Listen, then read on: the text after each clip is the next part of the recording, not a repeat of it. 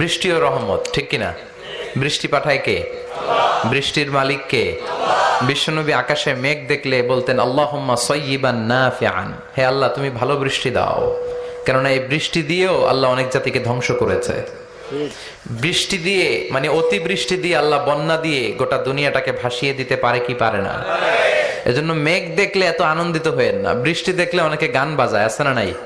এই বৃষ্টি ভেজা রাতে তুমি চলে যেও না, গান গায় না? না, আপনি আল্লাহর কাছে দোয়া করবেন আল্লাহুম্মা সাইয়্যিবান নাফিআন, আল্লাহ তুমি বরকতের বৃষ্টি দাও। আল্লাহুম্মা গাইসান মুগীসান মারিআন মুরিআন নাফিআন গায়রা দার। বিষ্ণুই পড়তেন আল্লাহ এই বৃষ্টিটা যেন উপকারী হয়, এই বৃষ্টি থেকে যেন ঘাস লতা পাতা কিছু পায়, এই বৃষ্টিটা যেন আমাদের জন্য বরকতময় হয়, যেন কল্যাণময় হয়, কোনো ক্ষতির কারণ যেন না হয়, তুমি কবুল করো। আমিন। আবার বেশি বৃষ্টি হলে বিষ্ণুনবী দোয়া করতেন আল্লাহুম্মা হাওয়ালাইনা ওয়ালা আলাইনা, আল্লাহ আমাদের এলাকায় আর বৃষ্টি দিও না, আমাদের চারিপাশে দাও। এই দোয়াগুলো পড়ার দরকার আছে না নাই?